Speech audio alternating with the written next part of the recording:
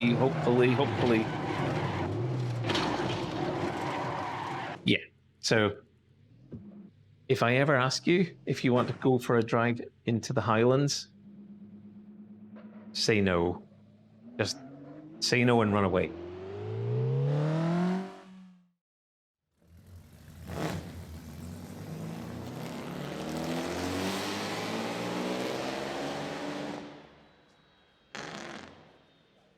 So, hello and welcome to this second episode of Adventures in Simracing 2. I thought I'd say hi in person. Excuse the weird hat. I just have serious lockdown here, and it's just not controllable and not presentable. Neither is this beard, to be honest, but, you know, I don't really want to cover that up. Anyway, so after the last one, which was, I guess if the last episode was baby steps and comfort blankets, this one is going to be about being slightly more advanced, but not much. A child then, a kid in a candy shop, to be precise.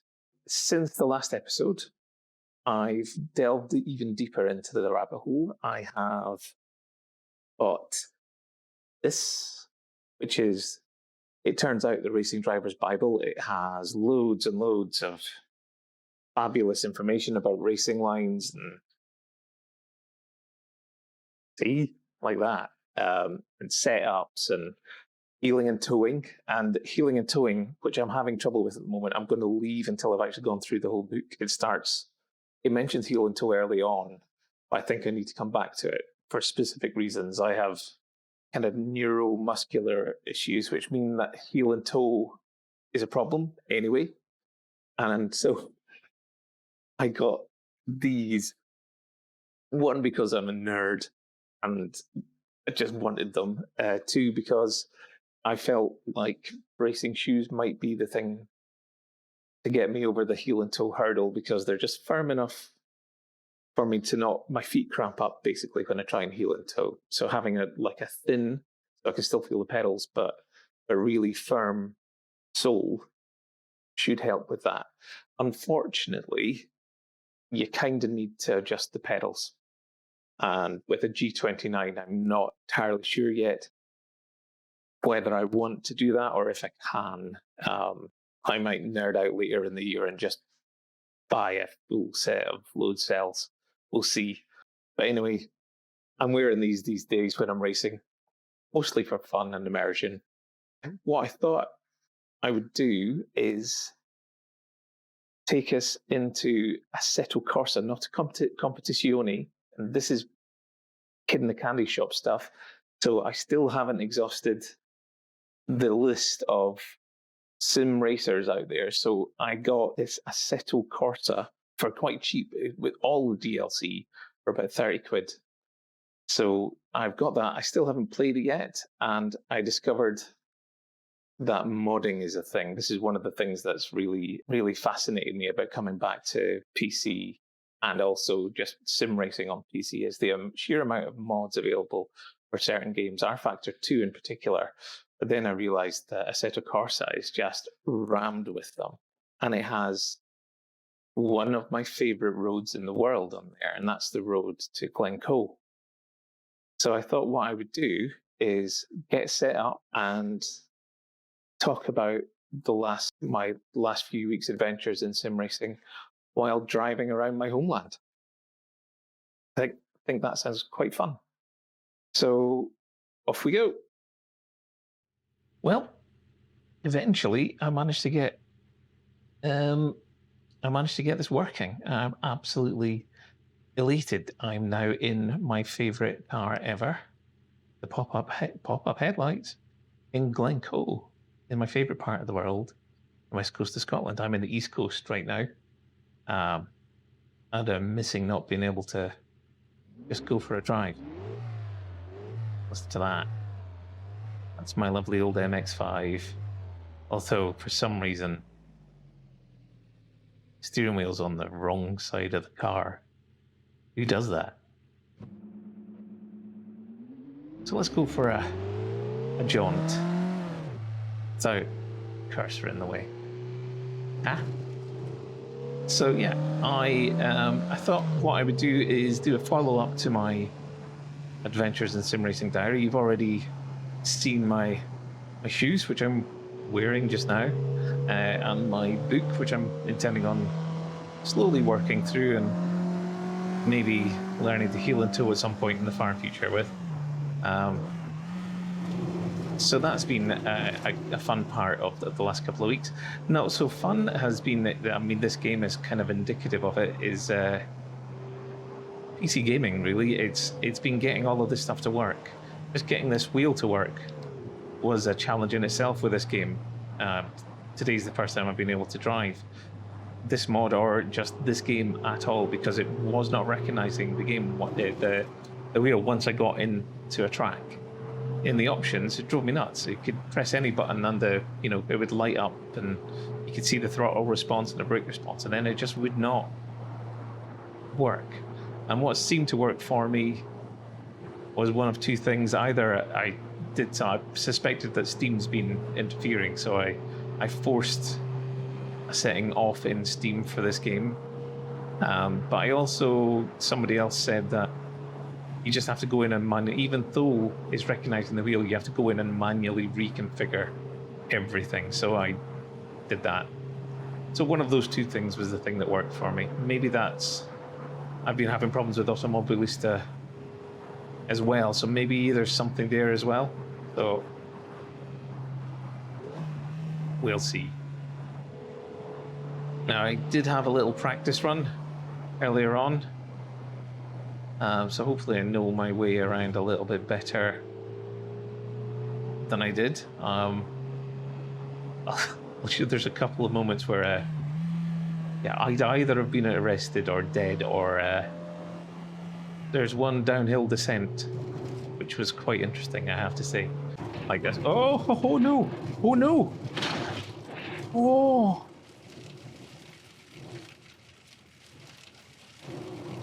Oh my god! That's amazing! I'm really stopped. I've got my brakes on hard. Okay, so there's a whole section of the Glencoe road that I'm not going to see just yet.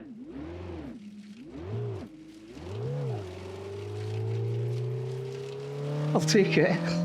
So hopefully I'm not going to do that this run through. Although I have to say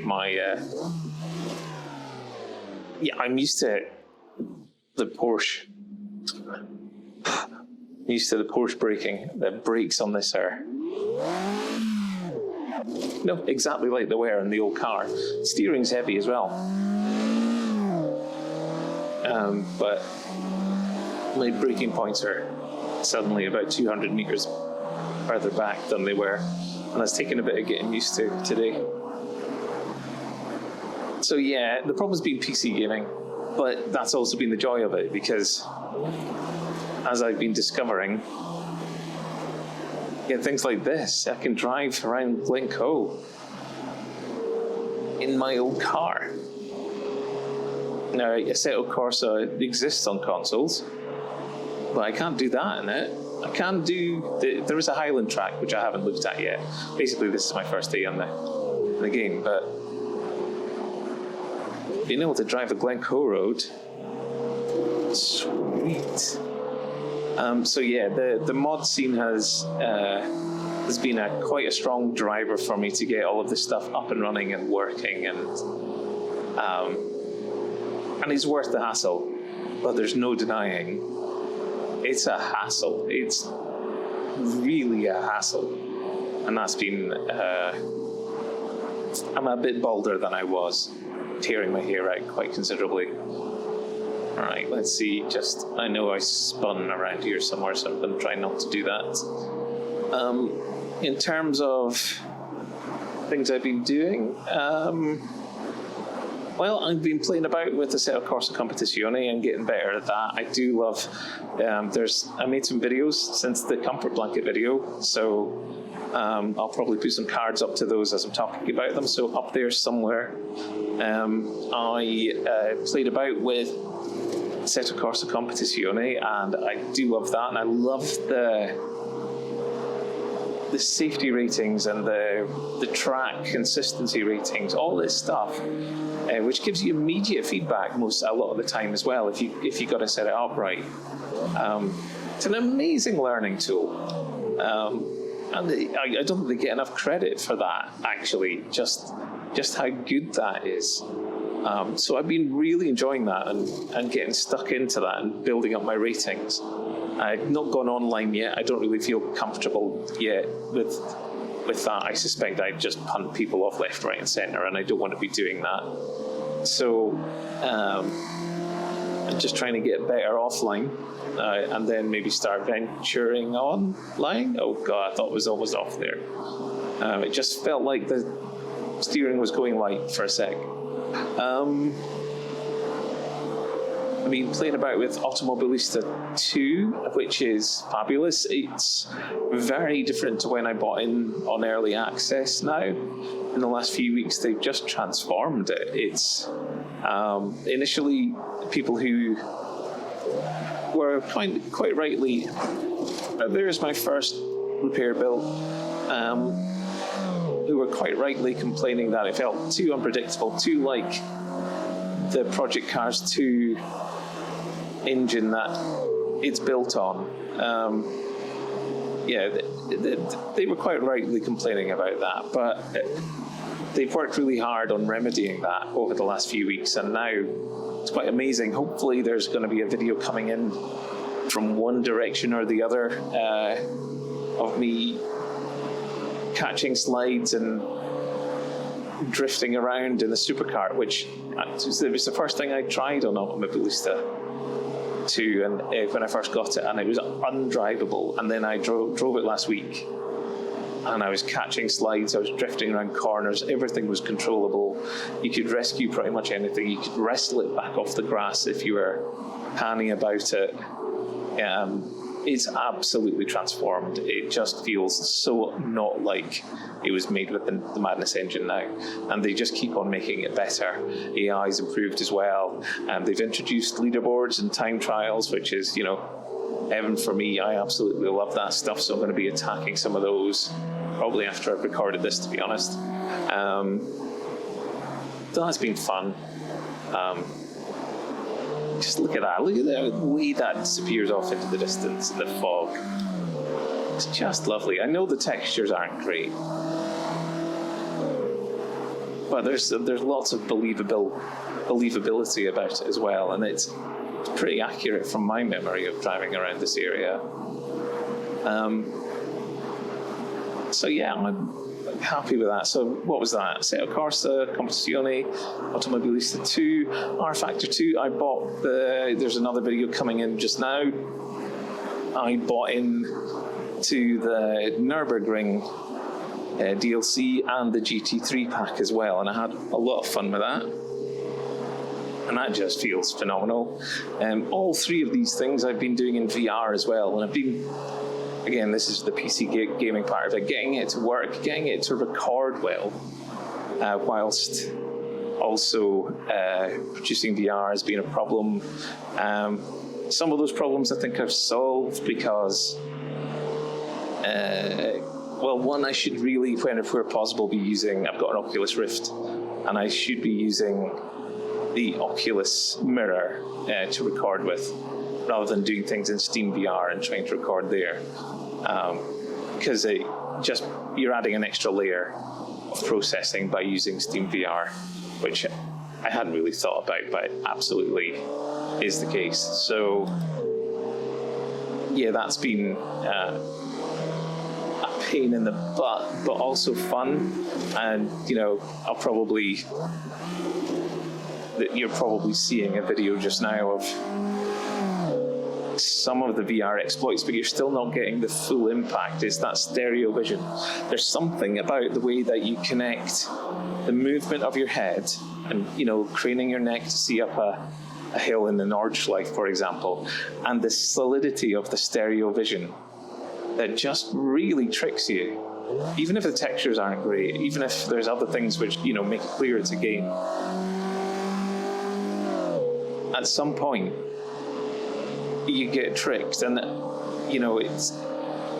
playing rFactor 2 in the on Knock Hill even, and passing a BTCC car, it just feels like you could reach out of your window and touch the car as you pass. And it's not something you can get even with a VR video, on a two-dimensional screen where you can see my head movements. You can't see that stereo image. And so it's so hard to convey how real that feels. And you get a sense in rFactor 2 as well, especially your head movements are, you can, I don't know if it's that noticeable in 2 dimensions, but they do code the physics of the driver's head quite well as well. And in VR, that gives you enough extra input, extra feedback into how hard you've been braking in terms of knowing what the G-forces are like, that it actually just feels really believable. And so it's been interesting. It's been a lot of fun. Unfortunately, I'll still do VR videos and race quite a lot in VR, but I was imagining I would be racing entirely in VR, and the technical problems I've had mean that I'm probably not going to. Plus, and this isn't a great example because the textures are muddy, and it's, I think it's probably quite an old mod now, and it's lovely. The landscape is fantastic, and I'm loving it, but it's not like a modern tour de force of a mod, I would say. Like the visuals of these games can be amazing, and Assetto Corsa Competizione is one of those. Where actually in Pancake Vision, it can blow you away at times. And, in VR, if you've got things working properly, it's mind-blowing, but you're not getting the full razzle-dazzle of all the effects, and I'm shallow like that. I like my pretties. So I'm probably going to flip between VR and flat. That's the way it's going to work. And also, it's a little bit less hassle setting things up when it's not VR. So we'll see. I have been enjoying it, though. I'm going to slow down here because I need to see what I need to see next. The VR thing has been good. Because I'm going to go back into Pancake Vision, I'm probably going to re-examine the whole field of view argument, because I thought I was sidestepping it by going into VR, but I guess I'm going to have to try and sort that out, because I need to be able to judge my corners better and all that kind of stuff. I just want to be able to make sure that I'm aware of other racers as well. So, crew chief might be the problem. It might be the solution to that problem. Although in Assetto Corsa Competizione, they just borked that last month. I updated their API and suddenly crew chief stopped working. By the way, I did a video on how to set that up, which you'll see. First crash, that's not bad. Luckily, damage isn't particularly high. If I'd done that in the real world, well, it would not be driving away. So I did a video on how to set up crew chief, and that's been brilliant. It's been really good until the devs broke it. Not the devs of crew chief, the devs of Assetto Corsa. So I'll be working on that. Hopefully they fixed it by now. I know it was an accidental breakage, I think. So try and fix that. What else have we been working on? Talking about ACC updates.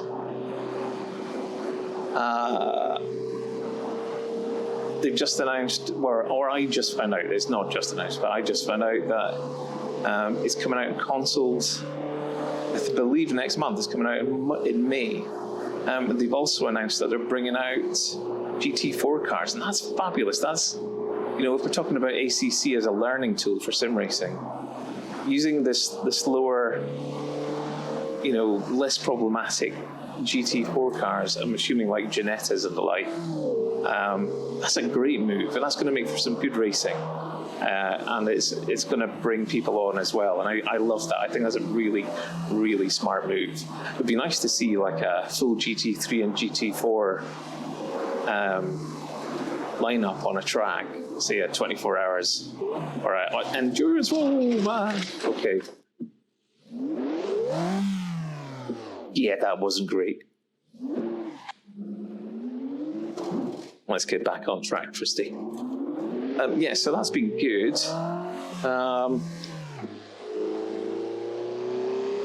I did have a look to see, because I was a bit concerned with how it was going to control with a pad, because I remember this when it came on onto the consoles really didn't control very well. Not at least not out of the box. There was a lot of work required to get this working well with a pad, and especially after the first patch that came out. So I went into ACC on the PC, and just to see how it was, how good it was with the pad, and the answer is not very. It's going to take an awful lot of work to get a workable pad configuration, which is a bit of a concern, because you really want to have a usable pad configuration when you go to control a console. I don't even think this is it shouldn't be an elitist sim snobbery thing here. People do use modified controls in cars. It should not be a big issue for anyone to make a workable pad setup. I don't believe anyway. And the idea that, if a sim is playable on a pad, then it's not a sim, I think is nonsense. So I hope they fix that. And that led me on to looking at pad controls for other games as well, which I did with rFactor, which it turns out really bad. Really, really bad. So I'm not even sure. I don't know how Jacques Villeneuve did it that day when he took on Jensen Button, who was using a wheel. That was just insane. He must have the thumbs of an angel. Certainly not my thumbs. I cannot make it work. And, I'm used to pads. I come from consoles. I've been using consoles more than PC for the last 10, 15 years. So, yeah, that's a concern. God, this is great. That was interesting.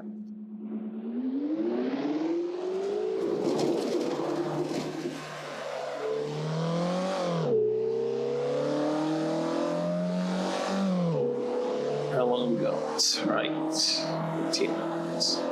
The other thing I've been doing is playing about with actually seeing if it's possible to sim on a Switch. I might do a video on that as well. So that's been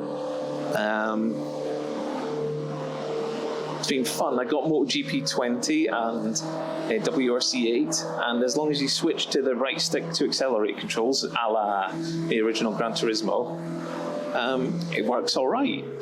The short travel of the right stick, if you're playing handheld, is the problem more than anything else. But actually, heretical as it sounds, it feels pretty simmy. And so it might be a good option if you're wanting a sim fix, can't take a decent laptop with you. You might actually find you can do it on a Switch. So I might further examine that in another video. I'm not going to dwell on it here, but just a shout out, if you have a Switch, don't dismiss any simmy games. You might be surprised.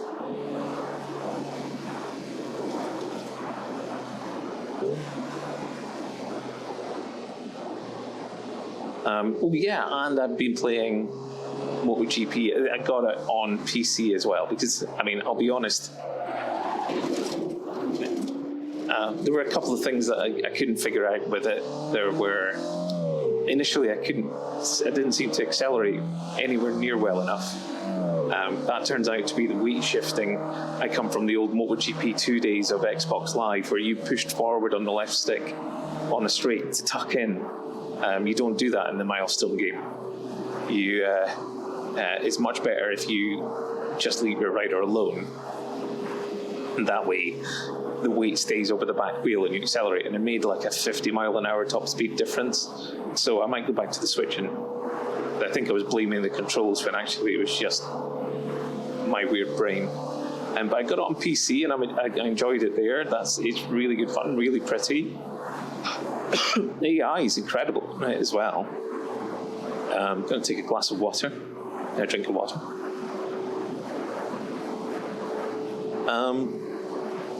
So that was fun. And I think that's about it in terms of activity, in terms of sim racing. It's been mostly hardware, technical struggles, let's say. I think I found my solutions to a lot of those. Hopefully. Yeah. So, if I ever ask you if you want to go for a drive into the Highlands, say no. Just say no and run away.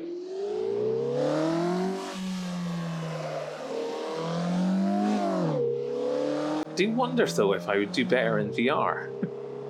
Because it's about judging the slope. That was one of the things about VR that I found amazing, was this, I could judge the slopes on the Norge Life. I could judge when to brake and how hard to brake much better because of VR. So maybe that's part of it, is reacclimatizing pancake vision.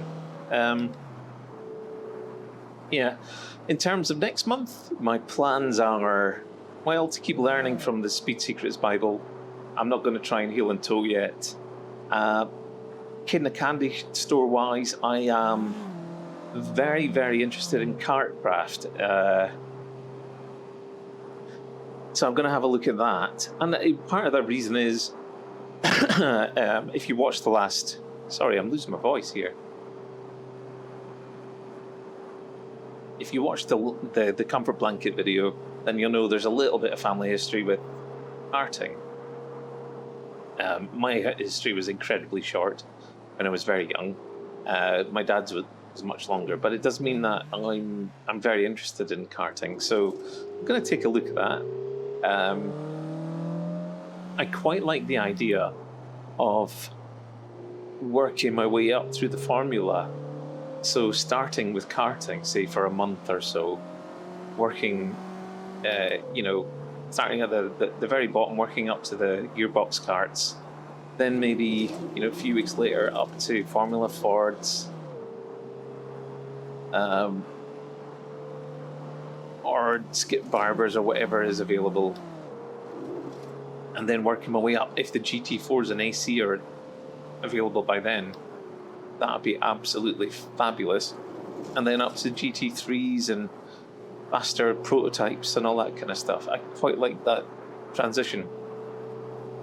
So I think that's probably what I'm going to do. The target long term is to get up to iRacing, but I'm definitely not there yet. I definitely would be punting people off the road. So I think I'll probably... That's what I'm going to do next month. I can't see myself wanting to buy anything. I kind of want to swap this wheel out at some point. I'd quite like to get a new set of pedals. But I don't think now's the time to be buying new things. So we're probably going to stick with what we've got. It's an absolutely fine wheel, the G29, especially once you get the right settings in there. I don't really have an issue with it too much. But, there's an audiophile-esque element to wheels and force feedback, and it's not about it doing the job, it's about communicating more information to you. So, but that's off in the distance. Next month, it's probably going to be a lot of karting. We'll see. So expect a kartcraft video at the very least. And I think that's it. I think that's it for this long and probably tedious for anyone else but me diary video, but I don't really care. I hope you do enjoy it, don't get me wrong. But, this is fun for me and I'm bored senseless in lockdown. So, if you did like this video, do like it, do let me know in the comments what you thought, or if there's anywhere I can look to solve some of my technical problems. If you fancy subscribing, please do, it always helps. If you didn't like it, thumbs down it, I suppose, but why are you still here? It's like, what, 20-something minutes now? That's crazy talk. Why are you still here? Let me know in the comments. Otherwise, stay safe, stay happy, stay healthy, and see you next time. Goodbye.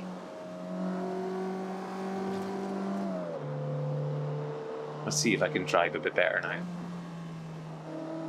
Definitely can't talk and drive.